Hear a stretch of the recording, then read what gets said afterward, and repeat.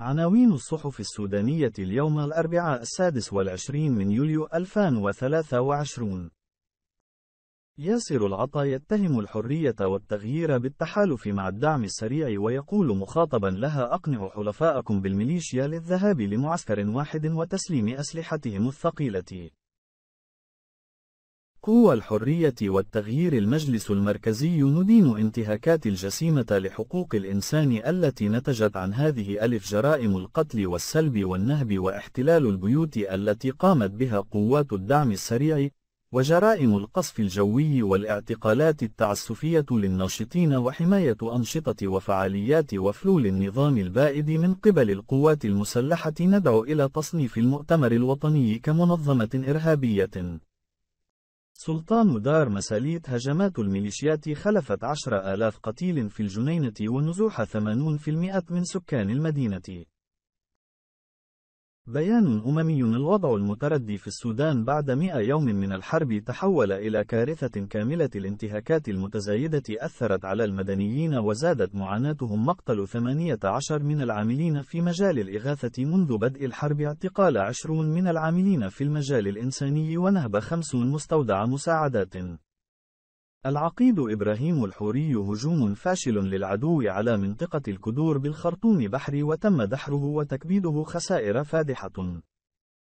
قال وزير المعادن محمد بشير إن تصدير نحو 300 كيلو جرام من الذهب المنتج من ولاية البحر الأحمر عبر ميناء بورت سودان خطوة تمثل إضافة حقيقية لمسيرة دعم الاقتصاد الوطني في السودان. الكتلة الديمقراطية السودانية يشكل البرهان. حكومة تصريف أعمال بالسرعة المتوخاة بناء على توصيات الحوار. نؤكد على دعم منبر جدة للوصول إلى وقف إطلاق النار دائم. يوسف عزت. حان الوقت للسلام في السودان ومنطقة دارفور. بينما تجاوزت المعارك بين القوات والجيش عتبة 100 يوم، نحن على استعداد للمشاركة في أي نوع من الاجتماعات لإحلال السلام ووقف الحرب فورا. الاتحاد الأوروبي يضع إطار عمل لفرض عقوبات على الفاعلين في الحرب بالسودان. منظمة جمعية الهلال الأحمر السوداني بالتعاون مع اللجنة الدولية للصليب الأحمر ورشة تدريبية بولاية الجزيرة عن إدارة الجثث وكيفية التعامل معها إلى أن يتم توصيلها إلى الجهات الرسمية. مكافحة التهريب بالولاية الشمالية تضبط 6480 لتر من الوقود مهربة من إحدى دول الجوار. عاصفة رملية قوية تضرب العاصمة السودانية الخرطوم.